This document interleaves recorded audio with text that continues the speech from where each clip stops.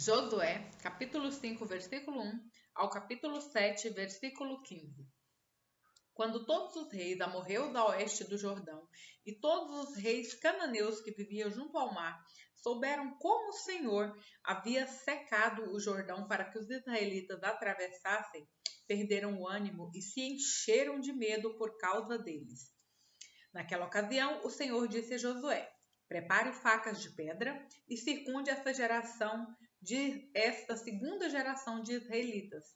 Então Josué preparou facas de pedra e circuncidou toda a população masculina de Israel em Gibeate Aralote. Josué teve de circuncidá-los, porque todos os homens com idade suficiente para ir à guerra, quando saíram do Egito, haviam morrido no deserto. Todos os que saíram haviam sido circuncidados, mas isso não aconteceu com os homens que nasceram depois da saída do Egito, durante o tempo no deserto.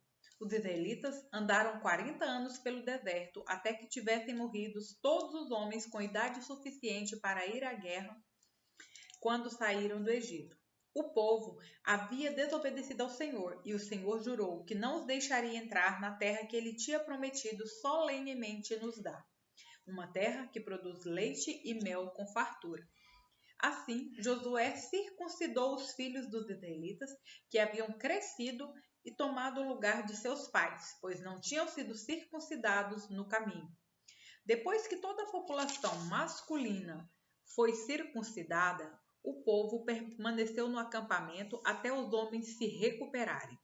Então o Senhor disse a Josué: hoje lancei fora a vergonha de sua escravidão no Egito.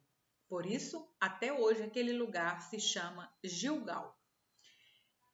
Enquanto estavam acampados em Gilgal, na planície de Jericó, os israelitas celebraram a Páscoa ao entardecer do 14º dia do primeiro mês.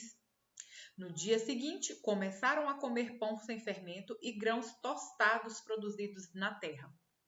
No dia em que começaram a comer das colheitas da terra, o maná deixou de cair e nunca mais apareceu. Daquele momento em diante, os israelitas passaram a se alimentar do que a terra de Canaã produzia. Quando Josué estava perto da cidade de Jericó, olhou para cima e viu um homem em pé diante dele, com uma espada na mão. Josué se aproximou e lhe perguntou: você é amigo ou inimigo? O homem respondeu: na verdade, cheguei agora e sou comandante do exército do Senhor.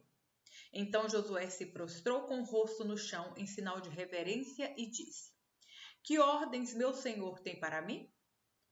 O comandante do exército do Senhor respondeu: tire as sandálias, pois o lugar em que você está é santo.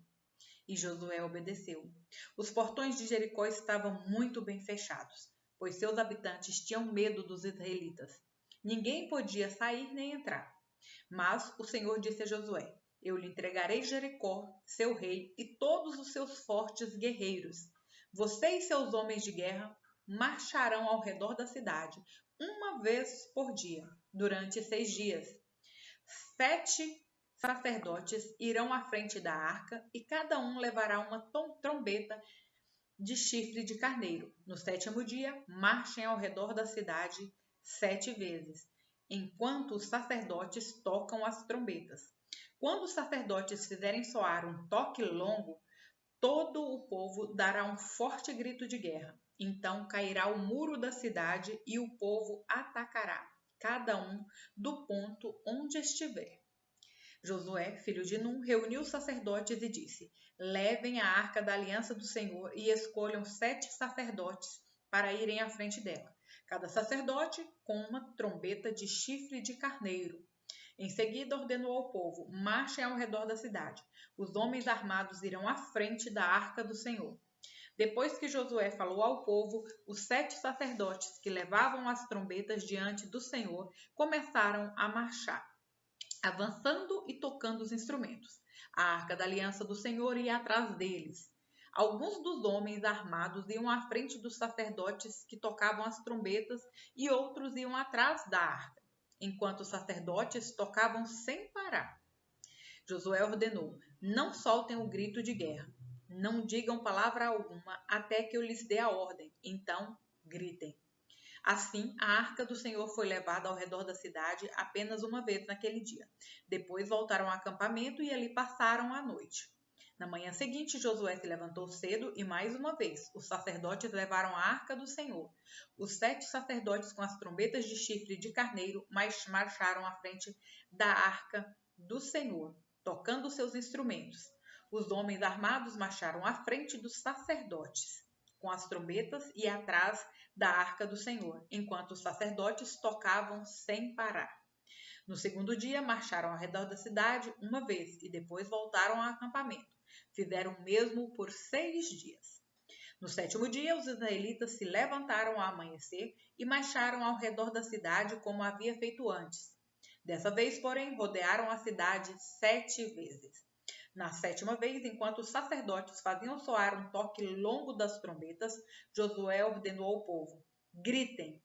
O Senhor lhes entregou a cidade.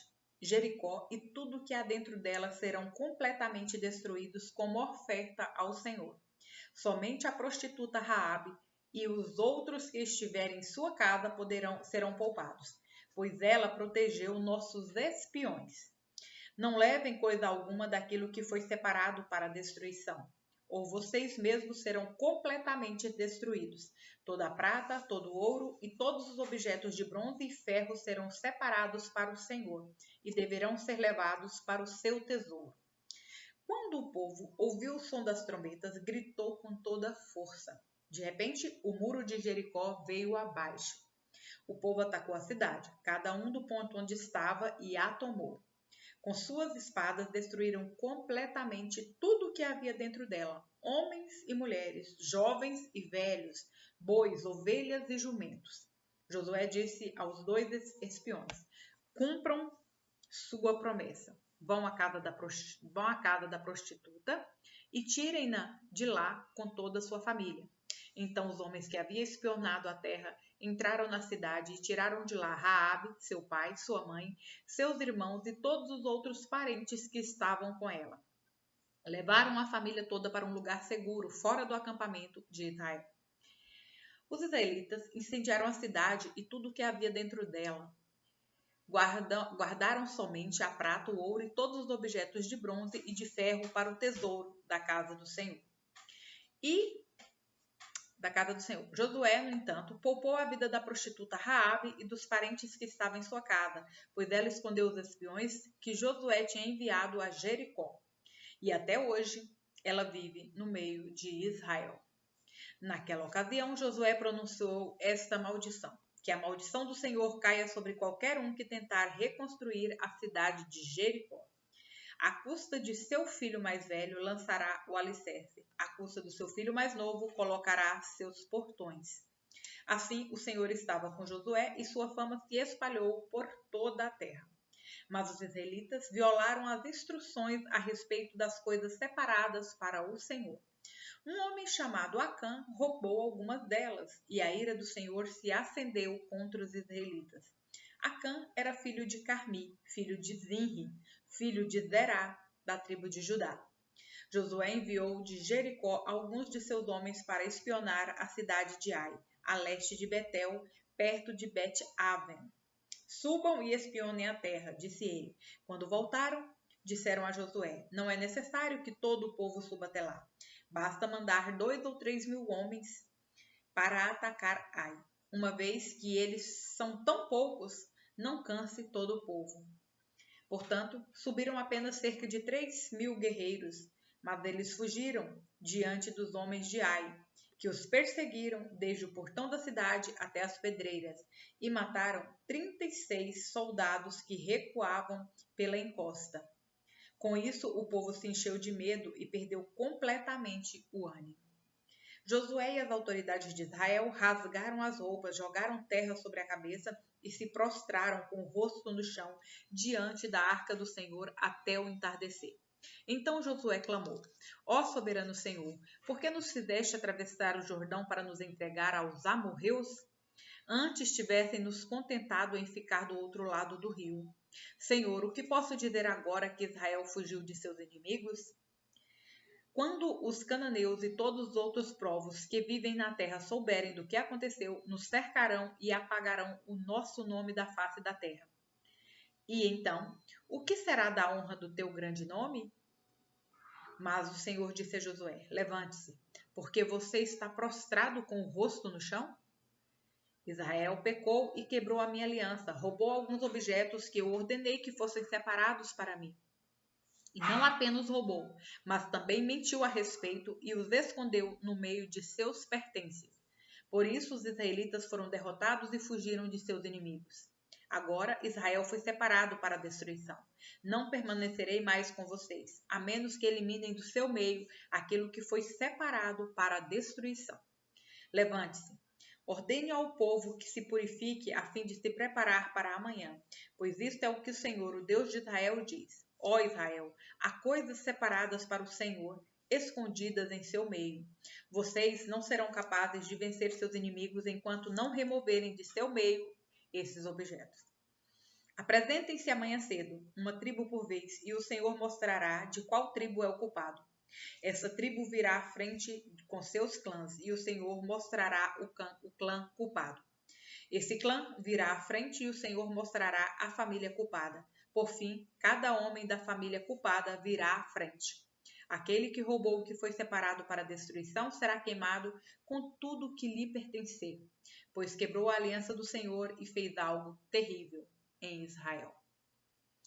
Lucas, capítulo 15, versículos 1 ao 32. Cobradores de impostos e outros pecadores vinham ouvir Jesus ensinar. Os fariseus e mestres da lei o criticavam, dizendo: ele se reúne com pecadores e até come com eles. Então Jesus lhes contou esta parábola. Se um homem tiver 100 ovelhas e uma delas se perder, o que acham que ele fará? Não deixará as 99 no pasto e buscará a perdida até encontrá-la? E, quando a encontrar, ele a carregará alegremente nos ombros e a levará para casa. Quando chegar, reunirá os amigos e vizinhos e dirá: alegrem-se comigo, pois encontrei minha ovelha perdida. Da mesma forma, há mais alegria no céu por causa do pecador perdido que se arrepende do que por 99 justos que não precisam se arrepender. Ou suponhamos que uma mulher tenha 10 moedas de prata e perca uma. Acaso não acenderá uma lâmpada, varrerá a casa inteira e procurará com cuidado até encontrá-la? E, quando a encontrar, reunirá as amigas e vizinhas e dirá: alegrem-se comigo, pois encontrei minha moeda perdida. Da mesma forma, há alegria na presença dos anjos de Deus quando um único pecador se arrepende. Jesus continuou: um homem tinha 2 filhos. O filho mais jovem disse ao pai: quero a minha parte da herança. E o pai dividiu seus bens entre os filhos. Alguns dias depois, o filho mais jovem arrumou suas coisas e se mudou para uma terra distante, onde desperdiçou tudo o que tinha por viver de forma desregrada. Quando seu dinheiro acabou, uma grande fome se espalhou pela terra e ele começou a passar necessidade. Convenceu um fazendeiro da região a empregá-lo, e esse homem o mandou a seus campos para cuidar dos porcos. Embora quisesse saciar a fome com as vagens dadas aos porcos, ninguém lhe dava coisa alguma. Quando finalmente caiu em si, disse: até os empregados de meu pai têm comida de sobra e eu estou aqui, morrendo de fome.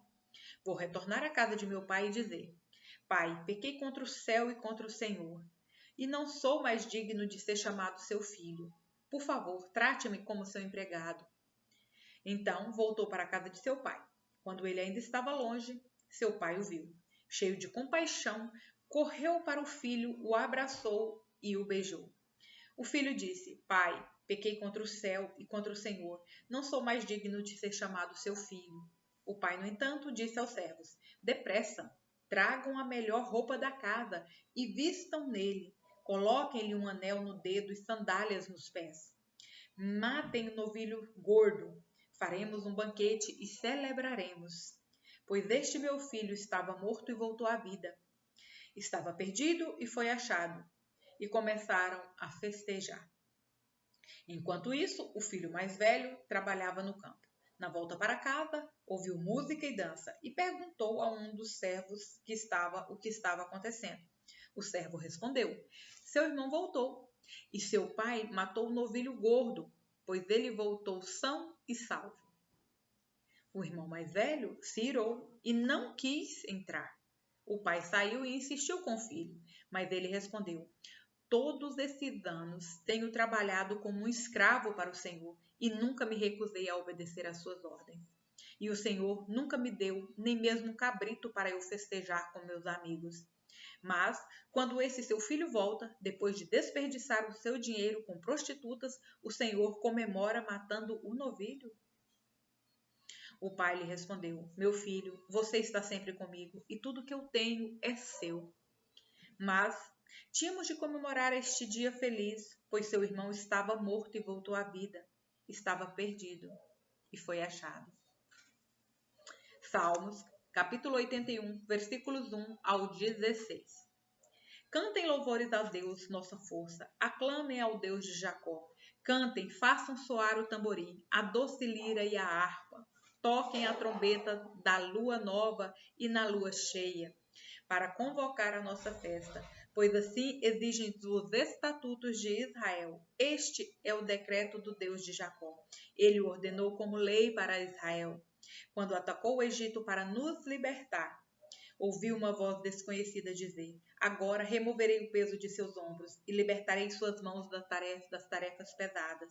Vocês clamaram a mim em sua aflição, e eu os salvei. Da nuvem de tempestade lhes respondi, e pus vocês à prova quando não havia água em Meribá. Ó meu povo, ouça minhas advertências. Quem dera você me escutasse, ó Israel. Jamais tenha em seu meio outro Deus. Não se curve diante de Deus estrangeiro, pois fui eu, o Senhor seu Deus, que o tirei da terra do Egito. Abra bem a boca e a encherei de coisas boas. Meu povo, no entanto, não quis ouvir. Israel não me obedeceu. Por isso deixei que seguissem seus desejos teimosos e vivessem de acordo com suas próprias ideias.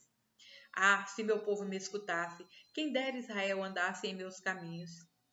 Então eu derrotaria seus inimigos sem demora. Minhas mãos cairiam sobre seus adversários. Os que odeiam o Senhor se encolheriam diante dele, condenados para sempre. Vocês, porém, eu alimentaria com trigo da melhor qualidade e os saciaria com mel silvestre tirado da rocha. Provérbios, capítulo 13, versículo 1. O filho sábio aceita a disciplina de seu pai. O zombador se recusa a ouvir a repreensão.